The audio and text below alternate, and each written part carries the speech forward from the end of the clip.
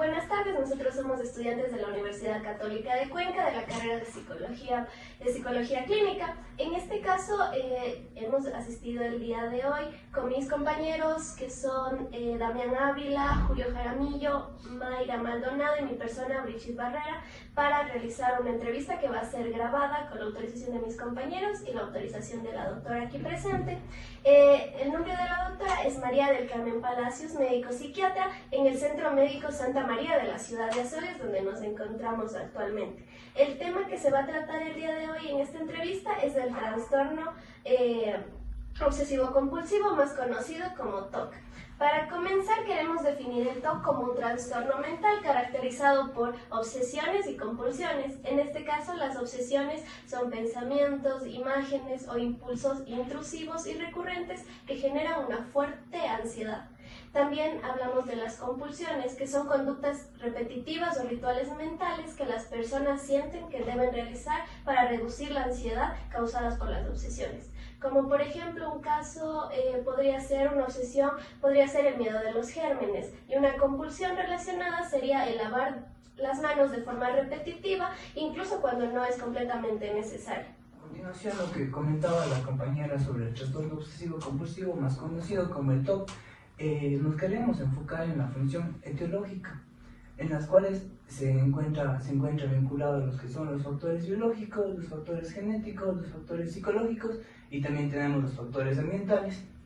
Mencionando lo que son los factores biológicos, tenemos lo que son las alteraciones en los circuitos córtico, estriado, tálamo, cortical, en el cual se ve un desbalance en el neurotransmisor, en este caso sería la serotonina. En la parte genética tenemos como los factores genéticos, que es que existe una predisposición hereditaria cuando existe algún familiar con este trastorno, en el cual estamos hablando del trastorno obsesivo-compulsivo. En la parte de los factores psicológicos tenemos que es la experiencia traumática o el aprendizaje a temprana edad con los patrones obsesivos-compulsivos. Y por último tenemos lo que son los factores ambientales, no menos importantes. En este punto tenemos que se puede observar el estrés crónico en niños, tanto se puede presentar como lo que es el síndrome de Pandas, el cual está asociado a las afecciones estereotipadas, como podría ser en un caso el meningitis. Doctora, mencionando todos estos factores, me gustaría saber si nos enfocamos un poco más en uno de ellos. Para ello le voy a conceder la palabra a usted. Muchísimas gracias, jóvenes. Mi nombre es María del Carmen Palacios, yo soy médica con especialidad en psiquiatría. Les agradezco yo a ustedes por haberme elegido y por estar aquí. Bienvenidos a la ciudad de Azogues y al Centro Médico Santa María. En contestación a su pregunta, vale la pena recalcar cuál de todos esos factores que usted acaba de nombrar. Usted dice hay un factor orgánico, que usted lo acaba de denominar, y usted dijo una palabra complicada, una palabra compleja, el sistema córtico tálamo cortical. Es un tema. Estas son solamente teorías, ninguna de ellas está establecida plenamente como si fuera un factor definitivo, ¿no? Él también ha nombrado la parte genética importante, y usted dice cuando hay padres que tienen problemas de TOC, los hijos pueden tener una tendencia a heredar ese mismo trastorno. Usted ha hablado también de los factores psicológicos, de cómo convive la persona, de cómo se forma la estructura psíquica, y también en algún momento también habló de los factores ambientales, que me parece bastante pertinente.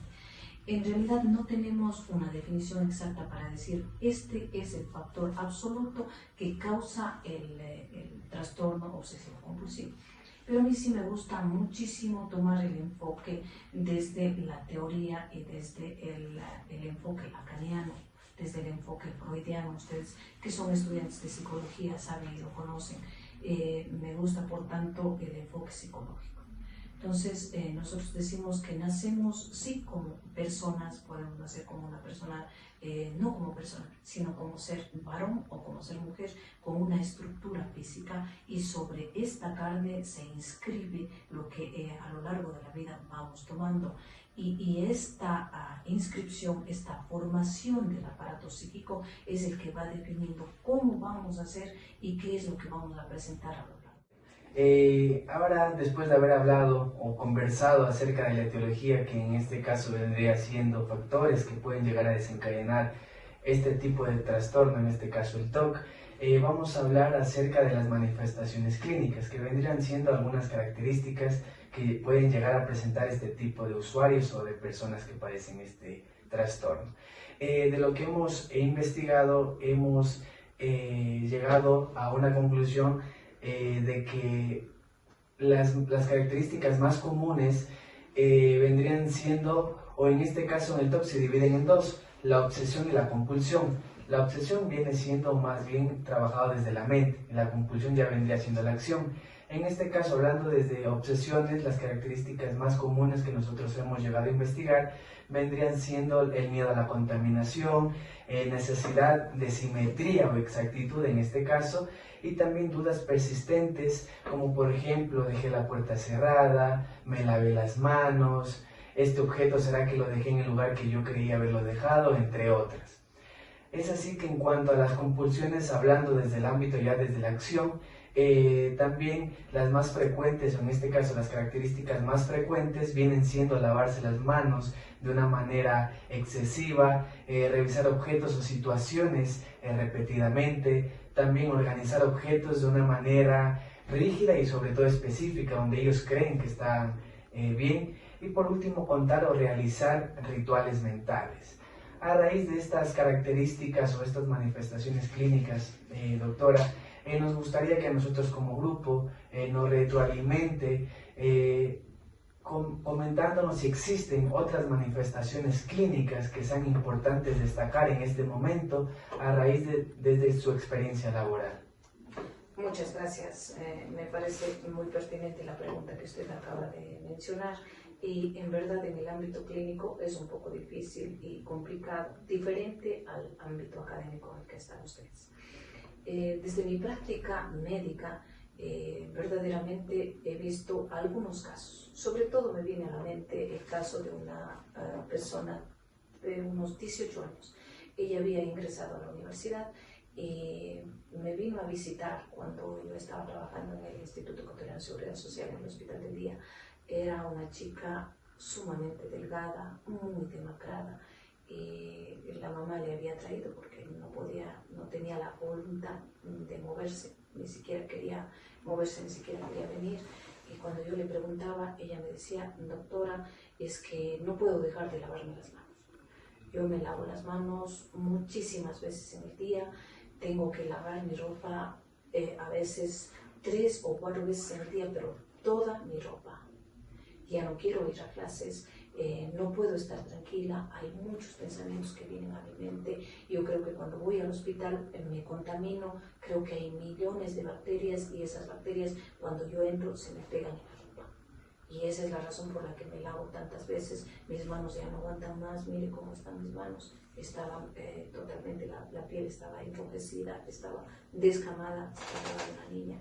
Se inició el tratamiento que es pertinente para el caso, y después de 5 años de haber recibido, además de la terapia farmacológica, porque siempre hay que recordar, no solamente es terapia farmacológica, necesitamos muchísimo el apoyo del psicólogo, del psicoanalista, de la persona que vaya a hacer terapéutica. Porque si solamente nos dedicamos a la parte mía como médica de recetar medicamentos, no es suficiente. La persona, el enfermo, siempre, todo el tiempo va a necesitar el apoyo psicológico. Cómo dirigir la terapia, cómo ayudarnos en el tema de la terapia para poder salir. Estamos frente a una enfermedad sumamente grave. Y si es que no hacemos un equipo de trabajo, esto es imposible, no podremos salir. Entonces, desde ese punto de vista, pues los signos, los síntomas no son muy difíciles, más bien es una de las enfermedades mentales que puede identificarse con mucha facilidad.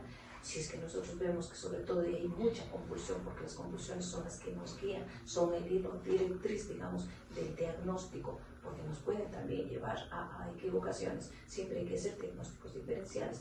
¿Y por qué diagnósticos diferenciales con la psicosis? Porque también hay psicosis donde los delirios pueden parecerse mucho a las obsesiones. La diferencia entre un delirio y una obsesión, por ejemplo, ambos son trastornos de pensamiento. tanto la obsesión por la parte de pensamiento, porque la obsesión es la idea que está ahí, la idea que está metida, la idea que no le deja a la persona, es ese tomar a la persona con esa idea obsesiva. En cambio, el delirio también es una cuestión, el delirio es una cuestión propia de la persona. Recuerden, el delirio es egosintónico, o sea, es mío, es algo, es una realidad que yo pienso, que yo creo. Un poquito la diferencia con la obsesión es que se le llama ecodistónica, porque no está de acuerdo conmigo, es como que alguien viene y me implanta, es una intromisión en el pensamiento, pero también podría confundirse con el tema del delirio. Entonces eso nos da un poquito un pequeño punto para hacer diagnóstico diferencial. Pero en las compulsiones ya es eso, imposible, solamente están en el trastorno obsesivo compulsivo. Ahora, cuando tenemos pacientes crónicos, por ejemplo, pacientes que tienen sobre todo esquizofrenia o trastorno afectivo bipolar, estos pacientes a veces presentan unos síntomas y presentan otros síntomas, no siempre son puros. Y los diagnósticos, por ejemplo, que vemos que tienen que tener obsesiones, que tienen que tener compulsiones, que tienen que estar más de tantos meses, eso es un poco complejo en las personas crónicas, porque como que va rotando el síntoma, no siempre se queda el mismo síntoma. A la persona que usted, por ejemplo, pudo haber conocido con un trastorno obsesivo compulsivo, con los años eso puede rotar y puede cambiar y puede tener otra sintomatología. Entonces hay que tener cuidado en qué tiempo le viene a visitar el paciente. Bueno, doctora, continuando con la entrevista, en base a, para ya ir un poquito haciendo una conclusión, en base a lo que es el pronóstico, con mi grupo hemos investigado como tal que dentro de la gravedad de los síntomas y el inicio temprano del tratamiento, estos son factores claves para lo que es la evolución del TOC. Y dentro de las estrategias más efectivas que nosotros hemos podido investigar y concluir, esto incluye como tal lo que es la terapia cognitivo-conductual dentro de las técnicas como tal de la exposición con prevención de respuesta. Y como tal, también es importante recalcar que también el uso de los medicamentos, que como son los que tienen el ISRS, que son por ejemplo la fluoxetina y la sertralina. Muchas gracias. Esa es una pregunta absolutamente importante, el tema del pronóstico. Y es una de las cosas que más le interesa tanto a la persona que está enferma como a la familia. Porque alguien le dice, doctora, ¿y esto tiene curación? ¿Me voy a poner bien? ¿Cuánto tiempo me va a dar el tratamiento? Díganme. Tenemos muy malas experiencias con gente que, por ejemplo, estuvo enferma hace unos 20 años. Que no es lo mismo con la intervención actual. Entonces, el pronóstico de ahora es mucho mejor que el que fue antes. Yo pensaría que si utilizamos un diagnóstico oportuno, que si utilizamos los medios suficientes, porque lo primero es el diagnóstico, donde nos posicionamos perfectamente en el diagnóstico, dirigimos la curación perfectamente. Si es que utilizamos después de eso las técnicas psicológicas apropiadas, y nosotros como médicos utilizamos la medicación prudentemente, porque nosotros somos los que hemos permitido que muchos de los pacientes, pienso yo que un 60 o un 70% de los pacientes a los que tratamos los volvemos crónicos, nosotros los médicos, y dependientes a muchos de los casos de medicamentos, que no pueden dejarlos nunca en la vida, pero eso no tiene por qué ser así. Una enfermedad, si es que tenemos el equipo técnico suficiente, bien preparado, que esté listo para asumir la responsabilidad de tratar a una persona, mire, la enfermedad debería de reducirse a 6 meses a 1 año. Si es que estamos hablando de pacientes crónicos que ya han sido tratados por muchos años, es un poco más complejo, más difícil. Pero tampoco tenemos por qué condenar a ningún ser humano a que tenga que tomar medicación de por vida. Porque terapia no toman de por vida. Y mire ahí la importancia de recibir terapia. Hay gente que piensa que solamente el medicamento es lo único y doctora, no quiero asistir con una psicóloga porque yo en verdad trabajo con una psicóloga y con un psicoanalista. Cuando estamos frente a un caso demasiadamente profundo, demasiadamente grave, a mí me gusta mucho el enfoque psicoanalítico y de hecho lo he tratado, lo he visto. Con una efectividad, pienso yo, que del 100%. Medicación, psicoanálisis, psicología, tenemos una eficacia del 100% en los pacientes. Lo malo es que es un poco difícil acceder al servicio. Es un poco difícil por el tema costos, pero en cambio hay la posibilidad. Y si alguna vez ustedes están en algún centro, en algún lugar donde pueden servir a las personas, ustedes saben que solos no van a trabajar. Siempre tenemos que trabajar. El trabajo en equipo es lo que da los buenos resultados.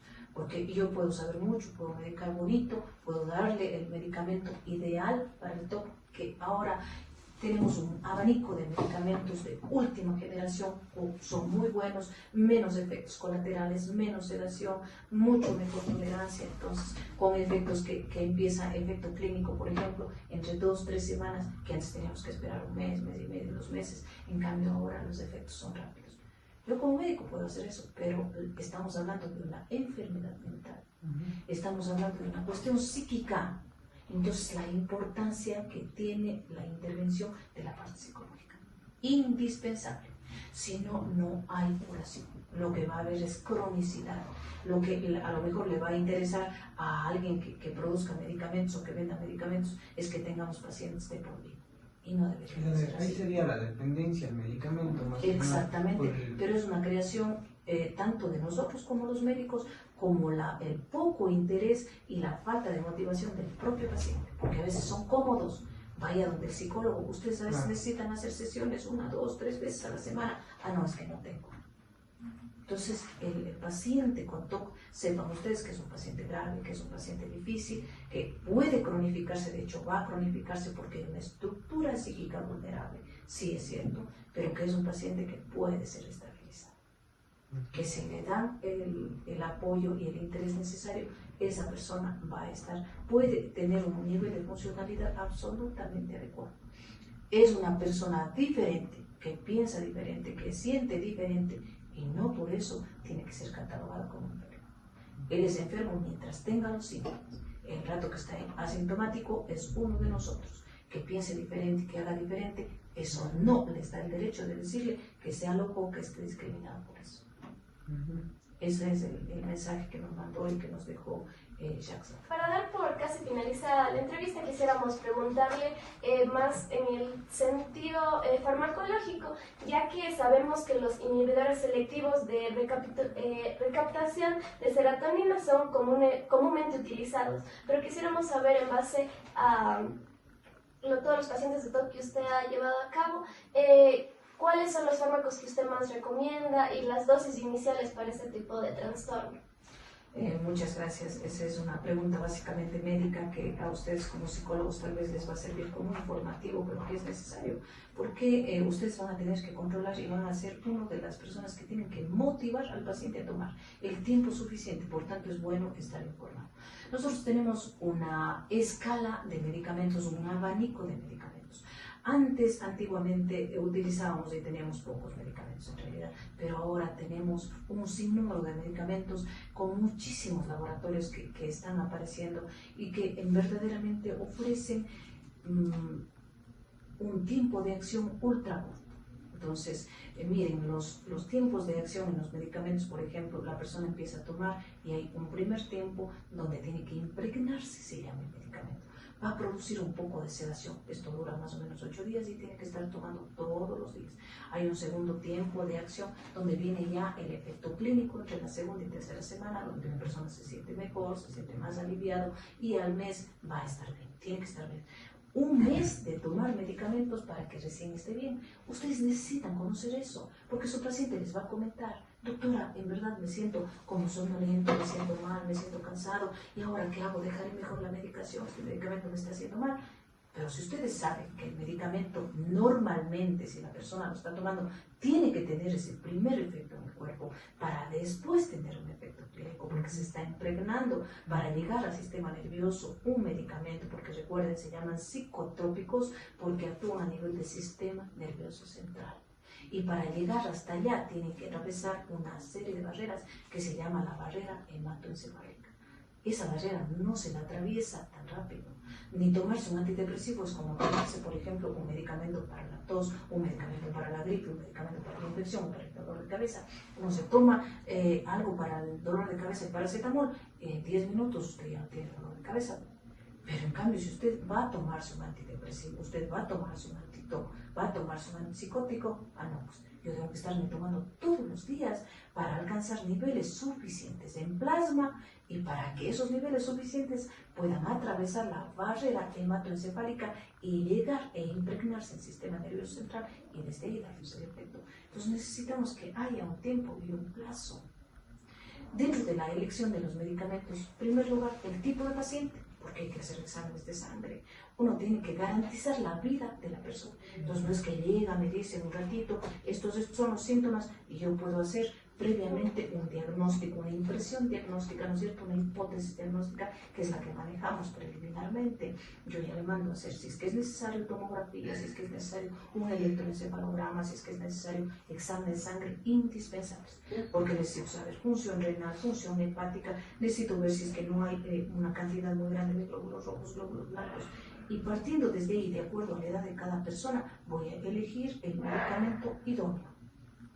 Solo desde todas estas perspectivas, cuando yo ya tengo todos estos parámetros, yo puedo prescribir entonces. Los ISR, dentro de los ISR hay una gama enorme de medicamentos. A mí me gusta, por ejemplo, uno de ellos, y lo utilizo mucho, es el Luvox.